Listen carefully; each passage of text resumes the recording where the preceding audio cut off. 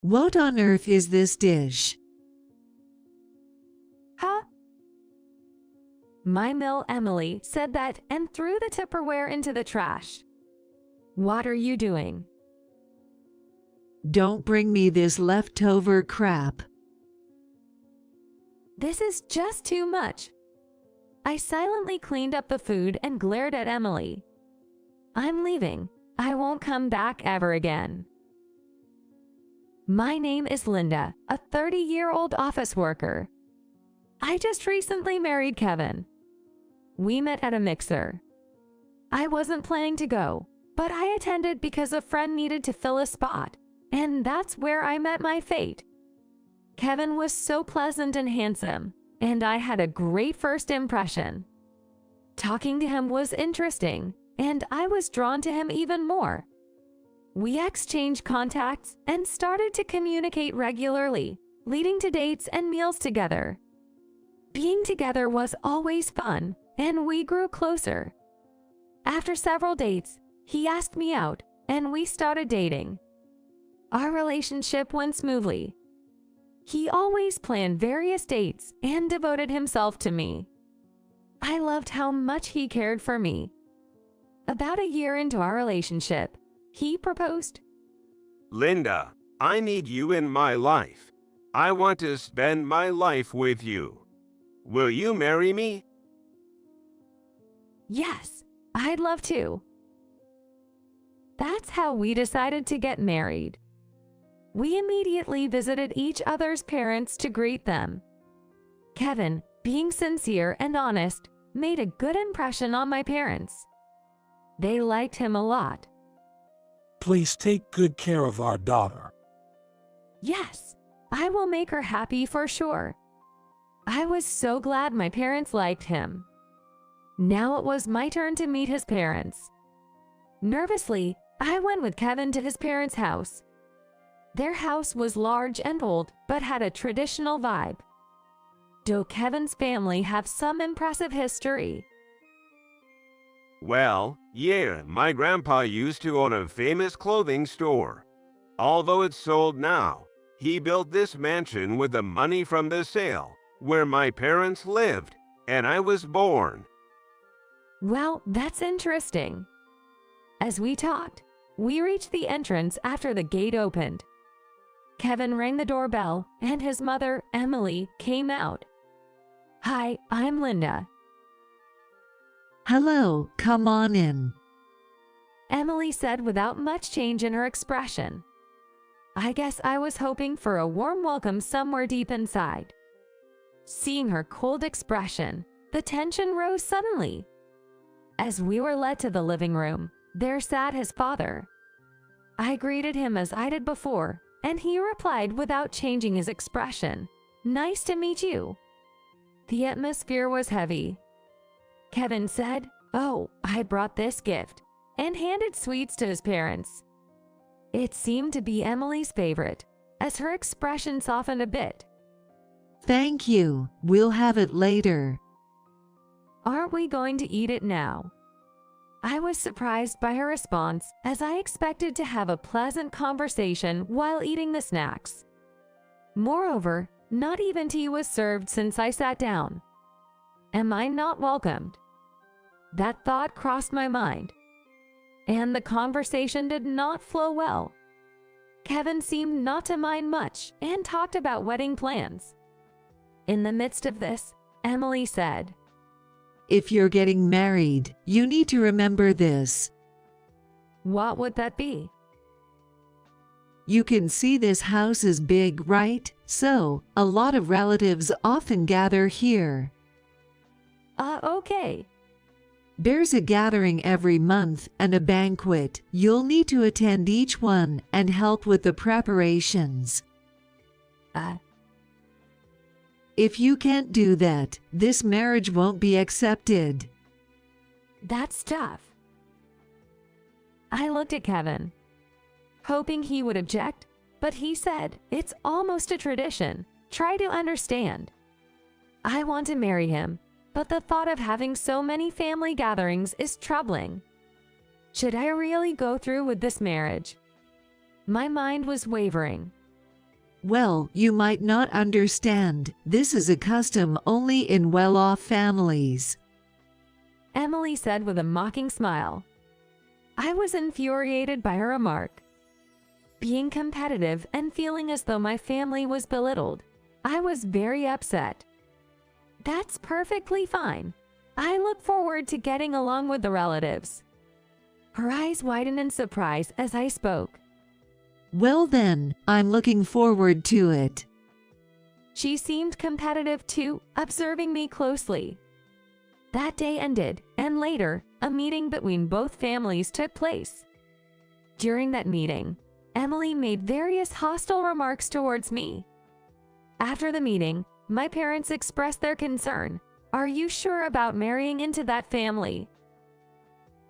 I understood their worry, but I loved Kevin and didn't want to back down, feeling it would mean losing to Emily, so I couldn't think of calling off the wedding. Kevin and I had our wedding, went on a honeymoon, and then started living together.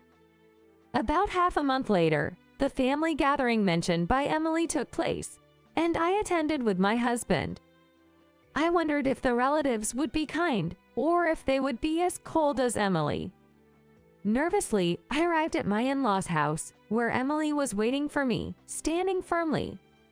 You finally arrived. Start preparing, she said with a cold look, leading me to the kitchen. I put on an apron and stood in the kitchen with her. You're preparing food for 20 people today. I thought to myself, are you serious? It's not even a holiday, and we're having such a big gathering. I started cooking following Emily's instructions, thinking this is going to be tough.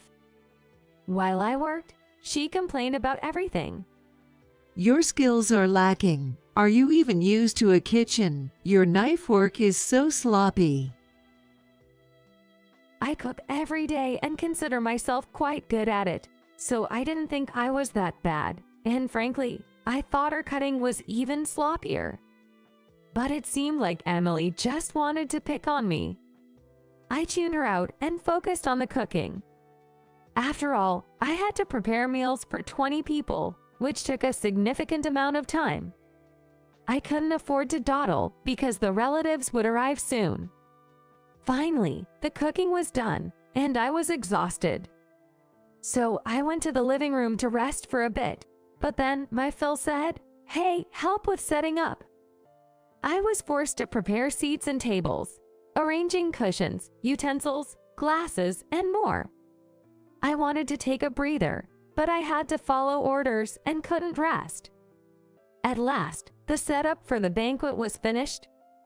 I took a quick break, sipping water and relaxing my feet. Then it seemed the relatives arrived, and Emily called for me. Hey, what are you resting for? Come and greet everyone, you lazy bum. I was just taking a little break, and she scolded me like that. I thought she must have some personality issues. But indeed, I had to greet the relatives, so I got up, tired, and headed to the living room. The relatives had arrived in droves, and I was overwhelmed by the number. There must have been around 20 of them. When I approached, Kevin introduced me to the relatives. It felt like I had seen some of them at the wedding, but I greeted them again. They all smiled and greeted me back. The banquet began, and I served the food I prepared. Oh, did you make this? Yes, I hope you like it. Let's see. Yes. Delicious. Spot on. Thank you so much. The relatives were very kind, and when I brought them drinks, they told me to take a break and eat. Thanks to them, I could sit down for a moment, eat, and have a drink. Thanks for preparing so much food today. The relatives expressed their gratitude, which made me very happy. However, I was soon called by Emily. What are you slacking off for? She scolded me in the kitchen. I'm not slacking off. I was just talking with them. You're supposed to serve drinks and clear dishes at this banquet. I will talk to them, so you don't need to do that. That's just unfair. How unfair it all is. It seemed Emily just wanted to use me like a maid. And she probably didn't like that I was getting along well with the relatives. In the end, the only time I could talk to them was earlier, as I was constantly being ordered around by Emily.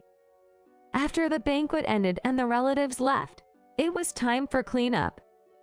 The cleanup was even worse. Emily just gave orders and didn't help at all. Meanwhile, Kevin and his father were passed out from drinking, so I ended up having to clean up everything myself. Exhausted, I moved tables and cushions, doing all the physical work alone. Then Emily told me, "Well, you're done. You can go home now." Since Kevin was asleep, she insisted I leave alone. Feeling it was unfair, I walked to the station by myself. I was not only appalled by Emily's tyranny, but also disillusioned with Kevin. He hadn't cared about me at all while I was being overworked. He just ate and drank as he pleased, without a thought about the way back home. I realized then that he wouldn't stand up for me. The next afternoon, he returned home. Linda, why didn't you stay over? "What are you talking about? Your mother kicked me out." What? My mom? No way, she wouldn't do that.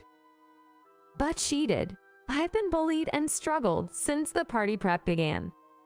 Hearing this, Kevin got angry. Cut it out. Why do you always make such complaints?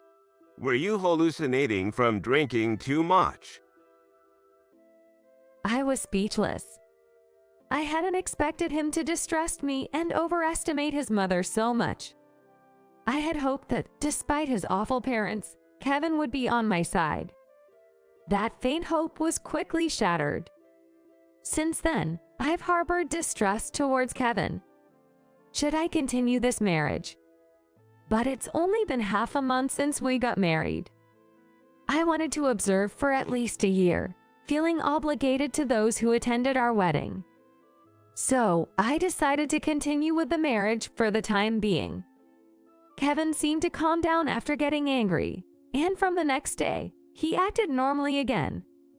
So, I could lead a married life without much tension.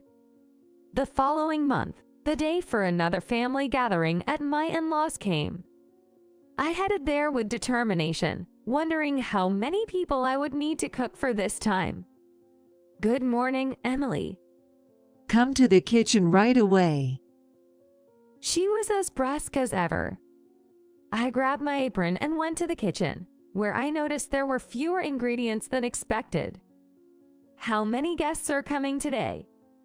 When I asked, she replied indifferently. Just 7 today. 7? Got a problem with that?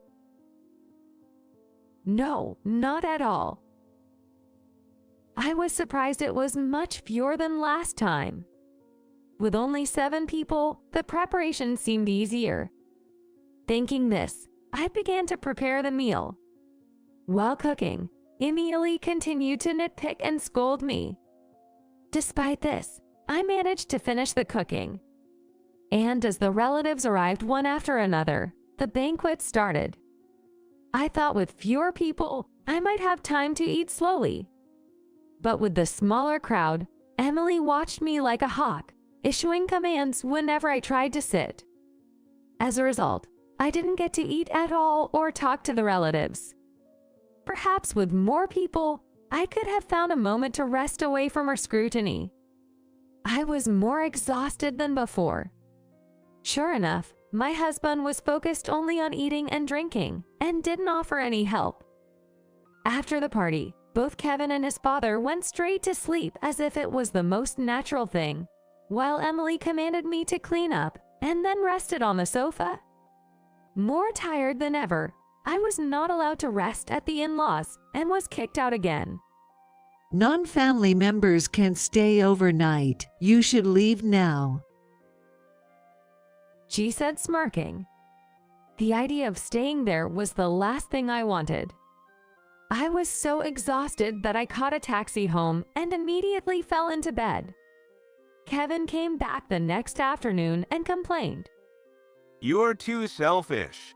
Why don't you want to spend time with the family? Going home alone is terrible. I was flabbergasted by his words. You were passed out drunk, so you wouldn't know, but your mother kicked me out again, saying I'm not part of the family. He was shocked and angry again. Why do you keep lying? I can't believe you are such a person. That should have been my line. I was appalled by my husband's terrible attitude, continuing from before. I thought if this happened again, I couldn't take it anymore. About 3 weeks later, Kevin mentioned, The next family gathering is during Christmas, and it's going to be large. It's hard to prepare food for everyone in the morning, so they want you to make some dishes in advance and bring them. Okay. I reluctantly agreed, thinking refusing now would only lead to more trouble. So, I prepared lots of dishes the day before the gathering and packed them in containers. Cooking at home spared me from preparing at my in-laws and facing Emily's verbal abuse. I headed to the in-laws just before the relatives arrived. I helped with the setup, and then the relatives started arriving, about 50 in total. Emily took center stage and began speaking to the crowd. Thank you all for gathering here. We will serve the food shortly, so please enjoy your meal and drinks.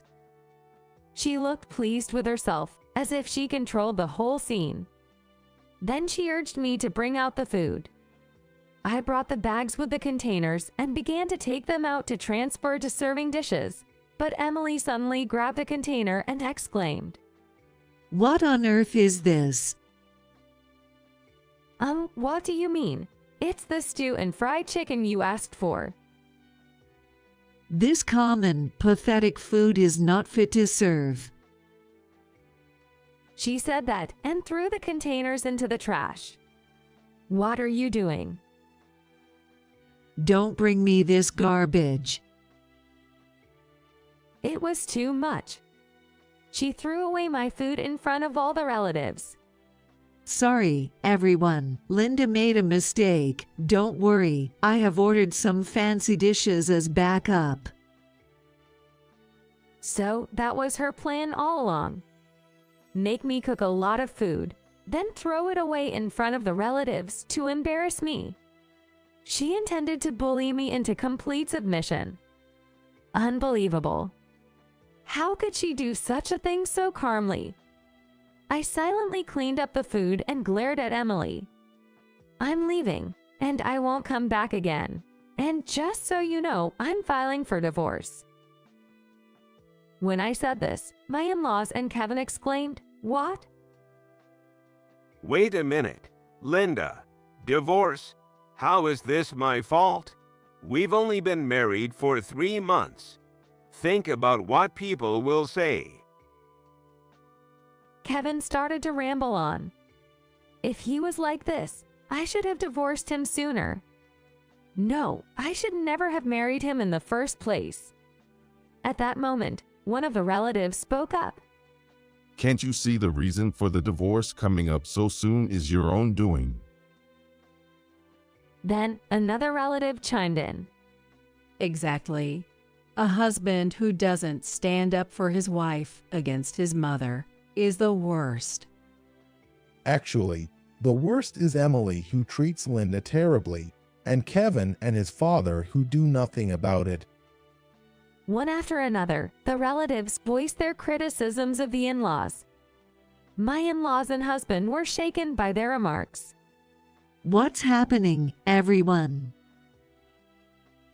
Emily stammered as the relatives stood up one by one. We can't stand your tyranny any longer. Frankly, we were fed up with being called to gather every month. We attended because we thought family ties were important. But watching you bully Linda in front of us made us feel terrible. Our family won't be attending these gatherings anymore. will do the same. The relatives began to stand up and prepared to leave. Everyone, please wait. Why is this happening? Emily got panicked. I decided to leave with the relatives. Linda, I'm sorry. Please forgive me. Kevin pleaded, but a relative sternly reprimanded him on my behalf. Don't bother her. You've done nothing until now. Afterward, I contacted a lawyer and demanded a divorce from him. He seemed reluctant, but when I mentioned going to court, he complied with the divorce. The in-laws were subsequently shunned by all the relatives, and their family gatherings ceased. Emily fell into depression and became reclusive. Meanwhile, my ex-husband became the laughingstock of the neighborhood and his workplace, known as the man who was dumped by his wife after just 3 months. He reportedly faces daily humiliation at work. It serves him right. As for me, I returned to my parents' home and continued working as an office worker. I'm glad I didn't quit my job when I got married. For now, I'm focusing on my work and saving money, avoiding romance or marriage. When I'm ready, I'll slowly start looking for a partner again, ensuring I interact with their family beforehand to know what kind of people they are. Narrator's thoughts. It's appalling how someone could attempt to embarrass someone else by throwing away their cooking in front of family. Emily deserves a harsher punishment. Linda's endured a lot, and it was right to leave that pathetic husband. Hopefully, she'll find a wonderful man next time. I wish her happiness in her future.